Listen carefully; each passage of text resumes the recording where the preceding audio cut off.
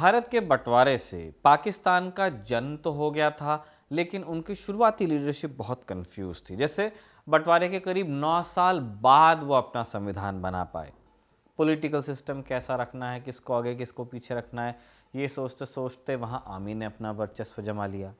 लेकिन धर्म और कल्चर के मामले में वहाँ की लीडरशिप एकदम क्लियर थी। जैसे आज़ादी के बाद ही मुस्लिम लीग ने ऐलान कर दिया था कि इस्लामिक रिपब्लिक ऑफ पाकिस्तान की राष्ट्रीय भाषा उर्दू होगी, जबकि उस समय पाकिस्तान की 56% आबादी बांग्ला बोलती थी, दूसरे नंबर पर पंजाबी भाषा थी, फिर भी उर्दू थोपी गई बंगालियों पर, पंजाबियों पर। यहीं से वो चिंगारी उठी जिसने बांग्लादेश के मुक्ति संग्राम को आग दी। 1971 में जब पाकिस्तान में जनरल याह्या खान को लगने लगा कि वो लड़ाई हार जाएंगे, तो उन्होंने हिंदुस्तान के खिलाफ एक नई चाल चली। उसी बरस अप्रैल महीने में एक ऐसे खालिस्तानी सेपरेटिस्ट को इस्लामाबाद बुलाया जो अब विदेश में जाकर भारत के खिलाफ प्रोपेगेंडा कर रहा था, विदेश में खालिस्तान के लिए समर्थन जुटा रहा था। उस शख्स का नाम था जगजीत सिंह चौहान। जब इस्लामाबाद में याह्या से जगजीत की मुलाकात हुई तो उनका भव्य स्वागत किया गया। पाकिस्तान के कुछ सिख लीडर्स को भी वहां बुलाया गया मुलाकात के लिए, और सिख धर्म से जुड़ी कुछ निशानियां यानी रेलिक्स जगजीत को दी गई। जगजीत नए नए ब्रिटिश सिटीजन बने थे, तो वो सिख धर्म की निशानियां अपने साथ ब्रिटेन लेके गए और खालिस्तान का ज़बरदस्त प्रचार शुरू किया। पैसे जुटाए, संगठन के लिए नया काडर तैयार किया। पाकिस्तान से मिले समर्थन के बाद उन्होंने खालिस्तान के नाम पर खूब पैसा बटोरा और फिर आई 13 अक्टूबर 1971 की तारीख। इस दिन अमेरिकी अखबार न्यूयॉर्क टाइम्स में एक विज्ञापन छपा जिसका शीर्षक था रिपब्लिक ऑफ खालिस्तान। ये खालिस्तान राज्य की घोषणा थी।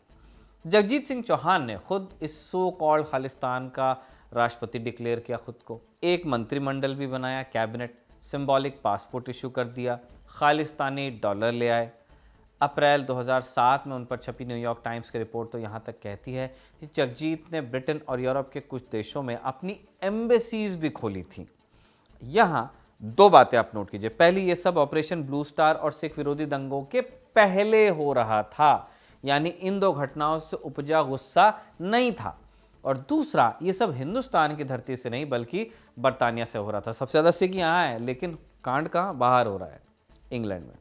आज इंग्लैंड ही सिखों का दूसरा सबसे बड़ा डायस्पोरा उसके यहाँ बसता है, और खालिस्तान आंदोलन के लिए भी कनाडा के बाद सबसे ज़्यादा एक्टिविटी इंग्लैंड में देखने को मिलती है। कनाडा की सरकार भले ही खालिस्तानियों पर एक्शन लेने में नाक मुंह बनाए, लेकिन अब ब्रिटेन की सरकार ने अपने घर में पल रहे खालिस्तानियों पर लगाम लगानी शुरू कर दी है। संपत्तियां फ्रीज हो रही हैं, कंपनीज बंद करवाई जा रही हैं और बाकायदा नाम लेकर उन्हें कॉल आउट भी किया जा रहा है। ताज़ा मामला 4 दिसंबर को सामने आया।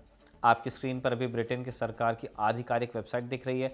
हेडलाइन में लिखा है इस आर्टिकल के, UK sanctions imposed on a person and organization involved in terrorism in landmark action। Britain ने आतंकवाद में शामिल एक व्यक्ति और एक संगठन पर ऐतिहासिक प्रतिबंध लगाए। गुरप्रीत सिंह रेहल नाम के व्यक्ति का नाम इसमें शामिल है, उसका नाम सामने आया। ब्रिटेन में रेहल की कई संपत्तियां सीज कर ली गई हैं, उनके बैंक अकाउंट्स पर भी रोक लगा दी गई है। रेहल पर बब्बर खालसा से जुड़े होने का इल्ज़ाम है। बब्बर खालसा ब्रिटेन में भी आतंकवादी संगठन ही माना जाता है। ब्रिटेन के होम डिपार्टमेंट का कहना है कि रेहल हिंदुस्तान में बब्बर खालसा के लोगों को पैसा देते हैं। यहाँ बात सिर्फ ब्रिटेन की नहीं है, अमेरिका, कनाडा, इन दो देशों में भी, ऑस्ट्रेलिया में भी खालिस्तान आंदोलन फला फूला है। पिछले कुछ वर्षों में विदेशों में रह रहे लोगों ने खालिस्तान की मांग के लिए खूब आवाज़ उठाई है, रैलियाँ आयोजित की हैं, झंडा फहराया गया है, रेफरेंडम 2020 के नाम पर सब जगह जनमत संग्रह हुआ है। लेकिन ब्रिटेन की सरकार के एक्शन ने खालिस्तान आंदोलन को जो एक सेफ हेवन मिला हुआ था उस छवि को डेंट किया, या कम से कम इसकी शुरुआत तो कर दी है। क्योंकि जैसा हमने पहले बताया कि कनाडा के बाद ब्रिटेन में ही इस आंदोलन के सबसे ज़्यादा समर्थक रहते हैं। एक ज़माना था जब कनाडा में फ्रीडम ऑफ स्पीच के नाम पर खालिस्तान समर्थक भारतीय प्रधानमंत्रियों की शव यात्रा निकालते थे और भारत से भागे खालिस्तानी उग्रवादी ब्रिटेन में शरणार्थी बनकर चले जाते थे। लेकिन अब ब्रिटेन में चीज़ें बदल रही हैं, इसलिए आज के शो में हम जानेंगे खालिस्तान आंदोलन के विदेश में और ख़ास तौर पर ब्रिटेन में फूलने की कहानी को। और अब लेबर सरकार में किस तरह उन पर शिकंजा कसा जा रहा है, इस पर भी बात करेंगे, और इस पर भी कि इसका कितना असर पड़ सकता है। नमस्कार, स्वीकार कीजिए निखिल का। आप खबर गांव का डेली इंटरनेशनल बुलेटिन राजदूत देख रहे हैं।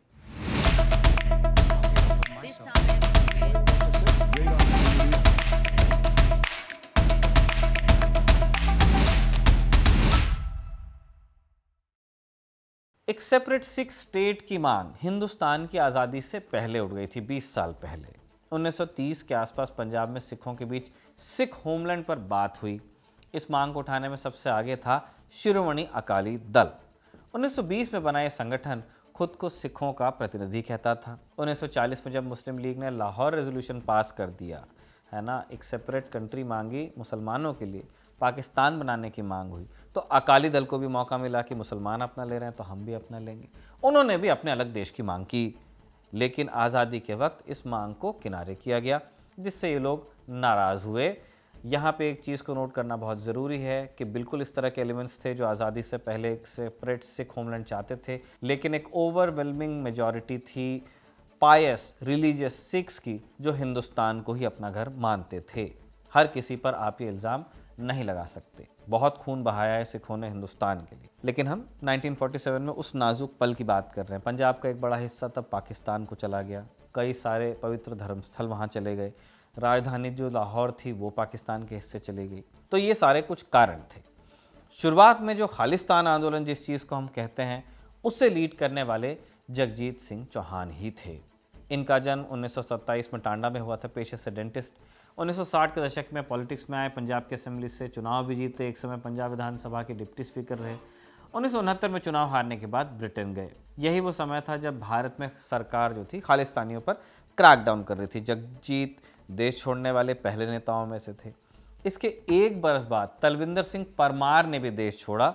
इधर ये ब्रिटेन गए थे, ये कनाडा गए। कई मीडिया रिपोर्ट्स दावा करती हैं कि परमार और जगजीत सिंह चौहान अलग अलग देश जाकर भी संपर्क में रहे। अक्टूबर 1971 में जगजीत चौहान ने खालिस्तान बनाने की घोषणा की तो वो दुनिया भर के खालिस्तानियों की नज़र में आए। इसी के बाद उनकी मुलाकात जरनैल सिंह भिंडरावाले से हुई। अब तक बांग्लादेश बन चुका था और पाकिस्तान की एक बहुत बड़ी टैक्टिकल, स्ट्रेटेजिक, मॉरल, हर तरह की हार हुई थी। दो टुकड़े हो गए, नक्शा बदल गया। टेरी मिलेविस्की की किताब blood for blood 50 years of the global Khalistan project में जिक्र मिलता है कि 1973 में जुल्फ़िकार अली भुट्टो ने बदला लेने के लिए भारत से खालिस्तान के रूप में एक हिस्सा अलग करने की कसम खाई थी। पाकिस्तान चाहता था कि खालिस्तान उसके लिए एक बफर जोन का काम करे ताकि वो कश्मीर में अपने मकसद पूरे कर सके। हमने शुरू में न्यूयॉर्क टाइम्स वाले ऐड की बात की थी। इस किताब में जिक्र मिलता है कि जब ये विज्ञापन छपा तो भारत के खुफिया एजेंट्स ने इस बात का पता लगाया कि इसके लिए पैसा, एनवाईटी में आप ऐसे छपवा नहीं सकते थे। बाद में मालूम चला कि अखबार में ऐड छपवाने का पैसा वॉशिंगटन डीसी में स्थित पाकिस्तान एम्बेसी से दिलवाया गया था। टेरी मिलेविस्की ने किताब में बताया कि जगजीत चौहान ने ब्रिटेन जाकर खालिस्तान आंदोलन को बढ़ावा देने के लिए दो तरीके अपनाए। पहला, प्रचार। खालिस्तानी समूह अपने संदेश को फैलाने के लिए पब्लिशर्स का सहारा लेते। एग्जाम्पल भी है, लंदन में एक फेमस पब्लिशर हुआ करते थे, तरसेम सिंह पूरेवाल। उस समय देश प्रदेश नाम का एक पंजाबी लैंग्वेज का एक अखबार भी ये निकालते थे। इन्हें खालिस्तानी समूहों जैसे बब्बर खालसा से पैसे मिलते थे ताकि उनका कंटेंट अखबार में आए। इस काम में जगजीत चौहान सबसे आगे थे। ब्रिटेन में बैठे परमार जैसे पब्लिशर सिर्फ खालिस्तानियों के संदेश नहीं छापते थे, बल्कि उन नेताओं के इंटरव्यूज़ भी छापते थे खालिस्तान से जुड़े, क्योंकि उस समय विदेशी अखबारों तक पहुंच पाना काफ़ी मुश्किल होता था। मिसाल के लिए खालिस्तानी आतंकवादी तलविंदर सिंह परमार ने 1989 में कनाडा से भागने के बाद लंदन में पूरेवाल को ही सबसे पहले इंटरव्यू दिया था। यानी ब्रिटेन खालिस्तान आंदोलन के विदेशी चैप्टर्स के लिए एक तरह से पीआर का गढ़ बन गया था और इसे जगजीत चौहान ही लीड करते थे। दूसरा काम जो जगजीत चौहान ने किया वो था हिंसा का सहारा लेना। आरोप लगते हैं कि वो और उनके साथी लोगों को डरा धमका कर अपना काम निकलवाते थे या ऐसे लोगों की पिटाई करवा दी जाती थी जो खालिस्तान के खिलाफ बोलते थे। उदाहरण के लिए लेबर पार्टी के पहले ब्रिटिश सिख सांसद थे पियारा खाबरा। जब वो खालिस्तानियों के खिलाफ बयान देने लगे तो वेस्ट लंदन के साउथ हॉल से उन्हें खूब धमकियां मिलती। साउथ हॉल में आप जानते ही हैं कि बड़े संख्या में सिख समुदाय के लोग रहते हैं।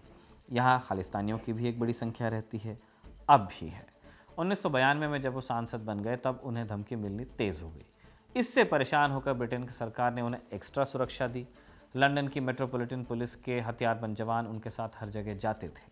तरसेम सिंह पूरेवाल, वही पब्लिशर जिनसे चौहान खालिस्तानी कंटेंट को अखबार में छपवाते थे, वो भी एक समय के बाद चौहान की सच्चाई को समझने लगे कि ये आदमी काम का नहीं है। इसी वजह से उनकी चौहान के साथ खटपट हुई और खटपट का नतीजा क्या हुआ? 1995 में पूरे वाल की ही गोली मारकर हत्या कर दी गई। यानी जगजीत चौहान ने ब्रिटेन जाकर सिर्फ अपने संदेश को नहीं फैलाया, बल्कि इस काम में जो उनके आड़े आया उन्हें डराया धमकाया, हत्या भी करवाई। कम से कम इल्ज़ाम तो उन पर इसी तरह के हैं। फिर ऐसा भी नहीं है कि सिर्फ ब्रिटेन से खालिस्तान का काम चल रहा था। चौहान दूसरे देशों में एक्टिव खालिस्तानी लीडर से भी संपर्क में थे और मिलजुल कर काम करते थे। मिसाल लीजिए, 1983 में वेस्ट जर्मनी से जब आतंकवादी तलविंदर सिंह परमार को गिरफ्तार किया गया तो चौहान ने ब्रिटेन सरकार पर दबाव डलवाने के लिए लॉबिंग की। इस तरह यूरोप की दूसरी सरकारों पर भी परमार की रिहाई का दबाव बनाया गया। नतीजा ये रहा कि 1 साल में ही उसे जर्मनी की जेल से रिहा कर दिया गया।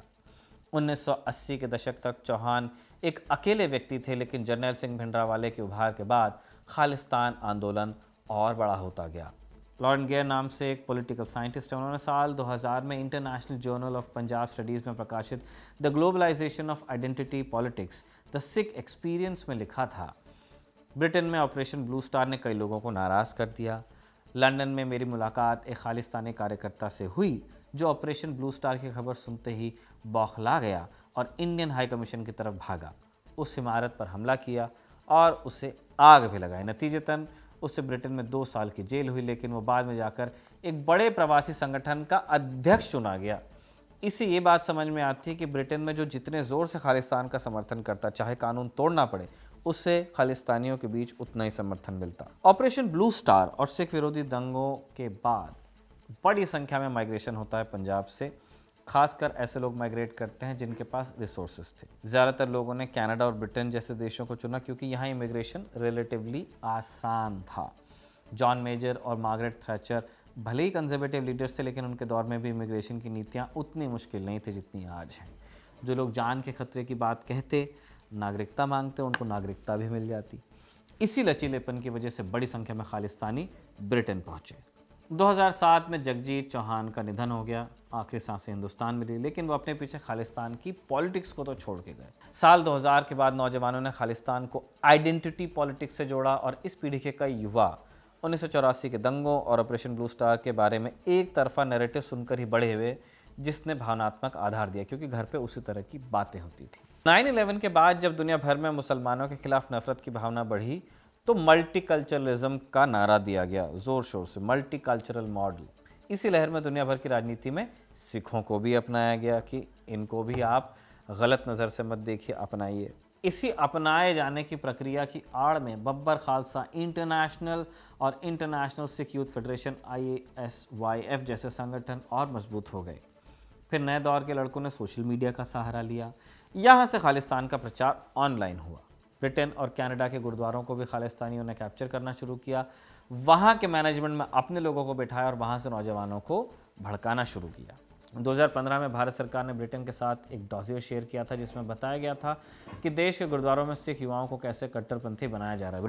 ब्रिटेन के अखबार डेली मेल के मुताबिक डॉसियर में कहा गया कि वैचारिक शिक्षा देने के अलावा युवाओं को हथियार बनाना भी सिखाया जा रहा है।